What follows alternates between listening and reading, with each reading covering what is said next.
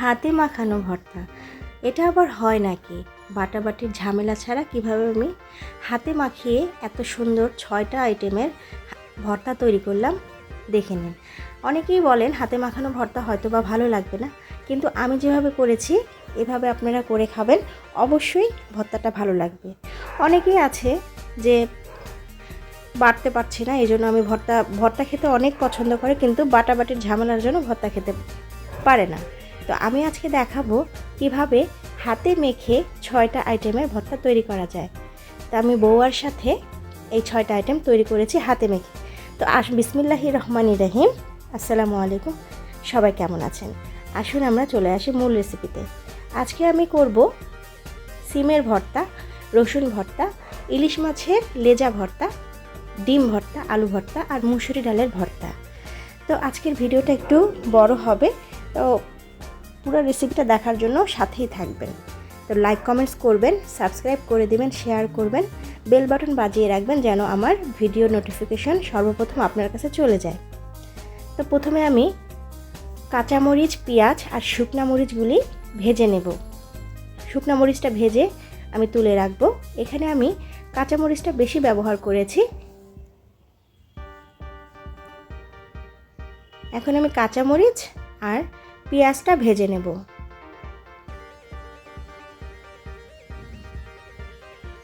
সরিষার তেল দিয়ে আমি ভেজে নেব। ভেজে আমি এগুলি তুলে রাখবো।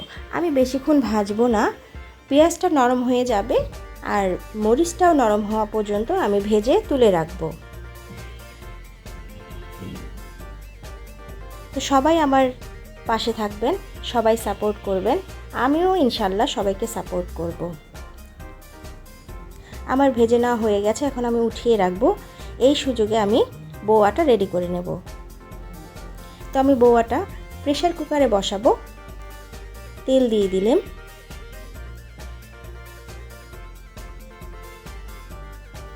এখন আমি শুকনা মরিচ দিয়ে দিলাম, আদা কুচি, রসুন কুচি আর পেঁয়াজ দিয়ে আমি এখন এটা একটু ভেজে নেব।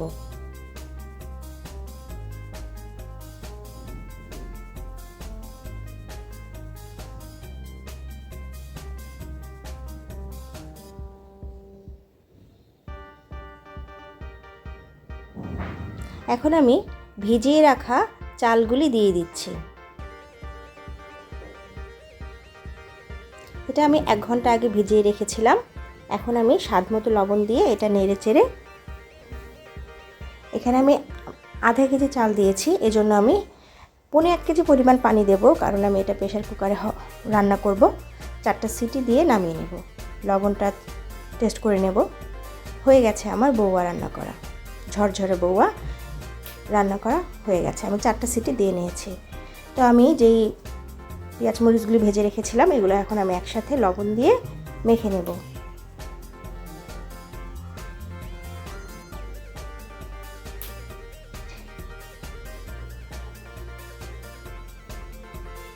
আমি মেখে নিচ্ছি সুন্দর করে। এগুলো আমি মেখে নিয়ে এক সাইডে রেখে দেব। হাতে মাখানো ভর্তার মধ্যে অন্যরকম একটা টেস্টই পাওয়া যায়, আবার পাটায় বাটাটা অন্যরকম টেস্ট। তো যারা পাটায় বাটতে সময় পান না তারা অবশ্যই এই ভর্তাগুলি করে খাবেন, অবশ্যই ভালো লাগবে।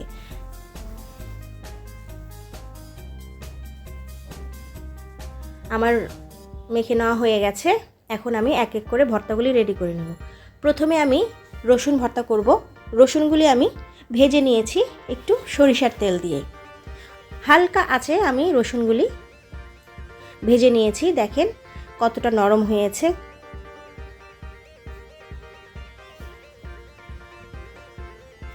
এখন আমি যেই মেখে রেখেছিলাম যেই পেঁয়াজ মরিচ দিয়ে, সেটা দিয়ে দিলাম।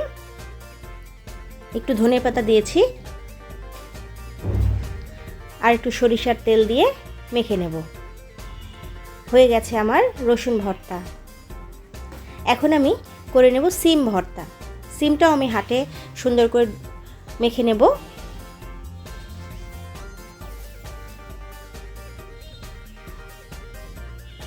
এখন আমি দিয়ে দিচ্ছি পেঁয়াজ মরিচ মাখা যেটা, সেটা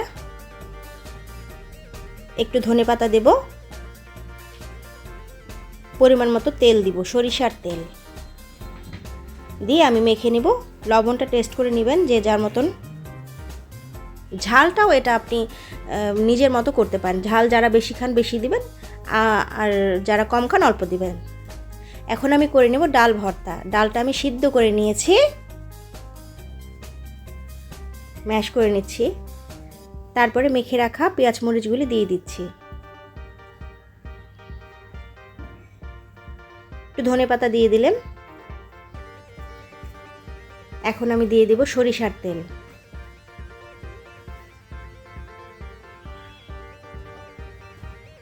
হয়ে গেল আমার ডাল ভর্তা। এখন আমি করব ডিম ভর্তা। ডিমটা আমি ম্যাশ করে নিব কাঁটা চামচ দিয়ে। এটা আপনারা গ্রেট করেও নিতে পারেন, আমি কাঁটা চামচ দিয়ে ম্যাশ করে নিচ্ছি।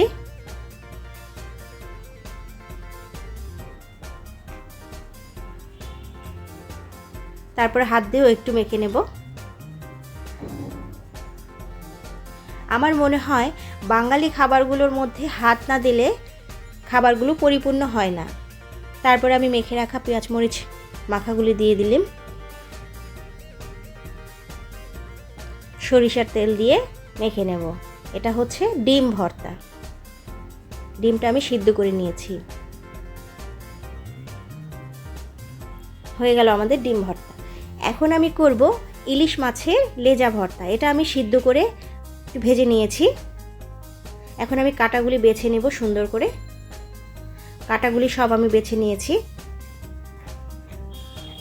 মেখে রাখা পেঁয়াজ মরিচের মাখাগুলি এখানে একটু দেব।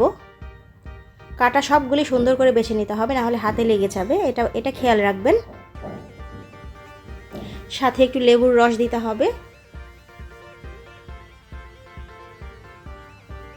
শেষে আমি দিয়ে দিলাম সরিষার তেল দিয়ে এখন আমি মেখে নিলাম। লবণ যে যার মতো দিবেন। হয়ে গেল আমার ইলিশ মাছের লেজা ভর্তা। এখন আমি করব আলু ভর্তা। আলুটা আমি হাত দিয়ে ম্যাশ করে নিচ্ছি। আলুটা একটু গরম, এটাও আমি সিদ্ধ করে নিয়েছি।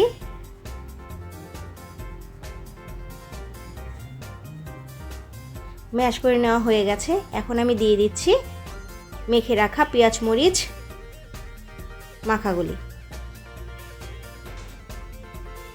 সাথে একটু ধনেপাতা দিব, একটু সরিষার তেল দিচ্ছি, দিয়ে মেখে নিচ্ছি আলুগুলি। হয়ে গেল আমার হাতে মাখানো 6 রকমের ভর্তা। তো আপনাদের কেমন লাগলো রেসিপিটা অবশ্যই আমাকে কমেন্টস করে জানাবেন।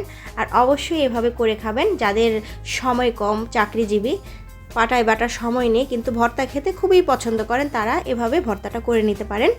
অনেক মজার হয় ভর্তাগুলি। তো আমি এটা বউয়ার সাথে করেছি।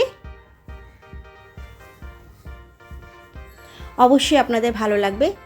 আমি এখানে শুকনা মরিচের বদলে কাঁচা মরিচটা বেশি ব্যবহার করেছি, আর বউয়াটা আমি শুকনা মরিচ দিয়ে রেডি করেছি। আমি এখন রেডি করে দেখাচ্ছি ভর্তার সাথে বউয়া। এটা হচ্ছে আমাদের বিক্রমপুরের বাঙালিয়ানা খাবার। মাঝে মাঝে এই ধরনের খাবারগুলি মুখের টেস্ট বাড়াতে সাহায্য করে।